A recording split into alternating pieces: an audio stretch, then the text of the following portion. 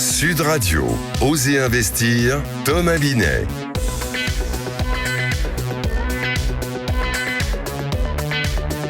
Et on retrouve avec bonheur Thomas Binet qui était pas loin, il nous a pas quitté clairement. On parle de votre argent, où le placer, comment le placer, Thomas Binet au programme aujourd'hui. Eh bien, on va parler du marché du locatif meublé. Il y a une très grosse tension sur ce marché-là. On va recevoir ensuite Valérie Batigne, présidente de Sapiendo Retraite. On va parler des inégalités hommes-femmes face à la retraite et des changements en 2024 dans le domaine donc de la retraite. Et puis Guy Marty, notre expert en conseil et en gestion de patrimoine, on va parler d'obligations. Eh bien, tout de suite, c'est parti. Au cœur des quartiers pour mieux vous conseiller, le réseau Century 21 et ses 960 agences immobilières vous présentent Sud Radio, Osez investir, le conseil de la semaine. Diquier, il y a un instant, Thomas, la tension sur le marché du locatif meublé, on en est où ? Concrètement, Jean-Marie, il y a une baisse de 20% des biens disponibles en meublé traditionnel. Le marché de la location se grippe. Il faut donc prendre son mal en patience, à savoir à peu près 6 mois pour trouver un studio meublé à Paris quand même. Exactement. Alors, c'est quoi les raisons ? Aujourd'hui, les locataires ont besoin de mobilité professionnelle. Les modes de vie évoluent également. La Covid aussi a fait son petit travail. Quand même, à force. Oui, mais c'est quand même passé par là. Alors, on note aussi la crise immobilière, évidemment, globale, qui ne crée plus de fluidité.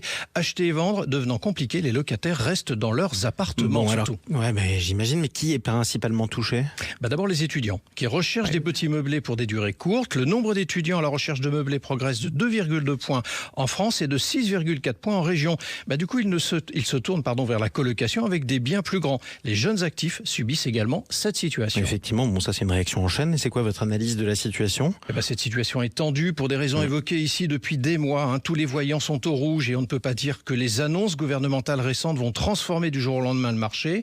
La hausse des taux de crédit, les difficultés d'accès au crédit, les prix de l'immobilier, il est assez peu probable que cette situation évolue rapidement. Les Jeux Olympiques rajoutent d'ailleurs une couche, car la demande est et sera forte. Attendons le courant du deuxième semestre de cette année pour voir l'évolution. Il y a un point positif, c'est l'assouplissement des règles de classement énergétique sur les appartements de moins de 40 mètres carrés, classés F ou G. Cela va donner un peu d'oxygène. Exactement, un petit peu d'air pour le logement qui en a bien besoin. Tout de suite, Thomas, on accueille votre invité. C'est Valérie Batigne aujourd'hui. Alors, elle est présidente de Sapiendo Retraite. C'est une plateforme digitale de conseil. En fait, ça vous propose un accompagnement sur des dispositifs de retraite. On vérifie votre carrière, par exemple, et on optimise vos droits à la retraite. Bienvenue à vous, Valérie Batigne. Vous êtes l'invité de Thomas Binet. Valérie Batigne, on vous reçoit aujourd'hui parce que dans quelques jours, il y aura la journée internationale des droits de la femme qui aura lieu donc le 8 mars prochain. Et on va parler justement de tous ces droits pour les femmes par rapport à la retraite, par rapport à leurs conjoints. En 2021, Valérie Batigne, les pensions de retraite des femmes étaient en moyenne 31% inférieures à celles des hommes. Mais il s'agit bien d'une moyenne, car la réalité, en fait, il y a énormément de disparités. Bonjour Thomas, oui. Effectivement, il y a énormément de disparités. Donc ce chiffre 31% est assez alarmant. Mais je tiens quand même à souligner qu'on est dans une trajectoire positive. On va dire que c'était pire avant. D'accord. Quand on prend l'ensemble des retraités, c'est-à-dire les retraités qui sont récemment retraités, mais les retraités aussi qui ont par exemple 90 ans, le chiffre est 40%. D'accord. Donc quand on voit qu'on est à 31% pour les nouvelles retraitées, il y a quand même une trajectoire positive et on estime qu'à l'horizon 2060, donc certes c'est très loin, mais ce chiffre sera réduit à 6%. Donc on progresse petit à petit. En 2004, Valérie Batigne, il y a eu la mise en place quand même du dispositif de retraite anticipée pour carrière longue qui a permis à 2,5 fois plus d'hommes que de femmes d'en profiter. Mais les règles en revanche ont évolué, ont changé avec la réforme de la retraite de 2023. Alors quelles sont ces règles justement ?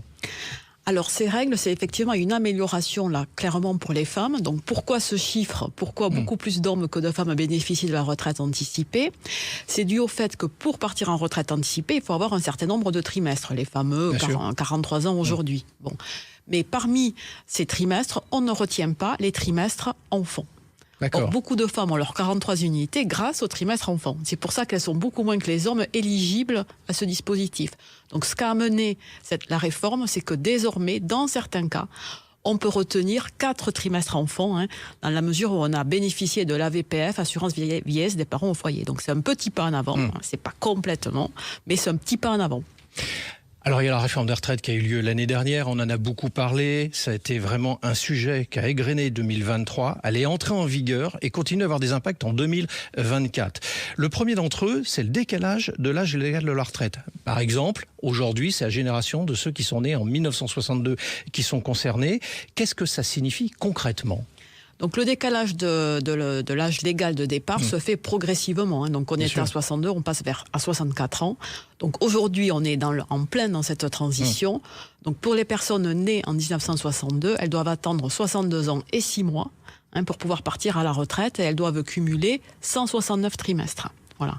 Donc on est en train d'arriver progressivement à l'objectif de 64 ans et 172 trimestres. Mais encore aujourd'hui, on est dans cette phase transitoire.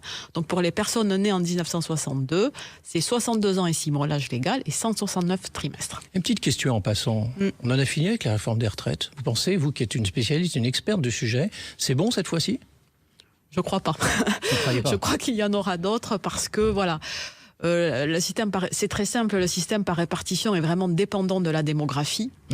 Et vous avez vu encore nouvellement les dernières statistiques INSEE, voilà, il y a beaucoup moins de jeunes, les Français font moins d'enfants et en plus on vit tous beaucoup plus vieux. Donc notre système par répartition est vraiment mis à mal. Donc je pense qu'on n'en a pas fini avec les réformes des retraites. Bon, ça c'est une bonne nouvelle pour un dimanche matin, merci Valérie Batigne. Le 1er janvier 2024, les pensions de retraite étaient revalorisées pour 14 millions de retraités, tenant ainsi compte de l'inflation. Mais sauf que cette inflation, c'est bien, mais est-ce que ça a eu concrètement un impact positif pour les retraités ? Au moins, on peut dire que cette année, les revalorisations sont vraiment en ligne avec l'inflation. Il y a eu un peu plus de 5% pour le régime de base, un tout petit peu moins pour le régime complémentaire. Donc c'est autour de 5%, donc c'est quand même une belle revalorisation. Donc au titre de cette année, les retraités peuvent maintenir leur pouvoir d'achat. Donc après, ce qui s'est passé, c'est que ça, c'est cette année, et ça suit une dizaine d'années où les retraites ont été quand même globalement moins revalorisées que l'inflation. Voilà, donc il y a un petit rattrapage à effectuer, mais au titre de cette année, c'est bien. Je voudrais qu'on s'arrête un instant sur les conjoints des commerçants, de ces professions libérales également, qui vont travailler toute leur vie aux côtés de leur mari et pour autant n'auront pas forcément une belle retraite. Vous, en qualité d'experte, je le disais un instant, est-ce que vous avez un conseil à donner, j'allais dire pas pour ces générations qui, malheureusement, sont déjà dans une situation difficile. Alors, il y a peut-être des choses à faire quand même pour améliorer peut-être le moment venu sa retraite, mais c'est surtout les générations montantes. Que doivent-ils faire justement pour éviter de se retrouver dans la même situation que leurs aînés ? Donc, la première des choses, c'est être bien informé. Parce que pourquoi ces femmes se retrouvent dans cette situation ? Parce qu'elles n'étaient pas déclarées, elles ne savaient pas que si elles n'étaient pas déclarées, elles ne cotisaient pas, etc. Donc la première source, je dirais, d'inégalité, c'est une mauvaise information. C'est pour ça que chez Sapiendo, on est désormais entreprise à mission. On ouvre le 8 mars une plateforme d'information et de conseils gratuite de 12h à 17h et on répond à toutes les questions qui seront posées sur cette plateforme. Parce que selon nous, l'information, alors c'est une cause invisible, pas chiffrée, mais c'est vraiment une véritable cause d'inégalité. Parce qu'on n'est pas conscient que si on travaille, qu'on n'est pas déclaré ou qu'on est moins déclaré ou qu'on n'a pas le bon statut, parce qu'être indépendant, il y a quand même c'est beaucoup moins intéressant vis-à-vis de la retraite qu'être salarié. Si on fait ça pendant 40 ans, le jour où on a besoin de la retraite, on découvre qu'il n'y en a quasiment pas. Mais ça peut vraiment se réparer grâce à une bonne information.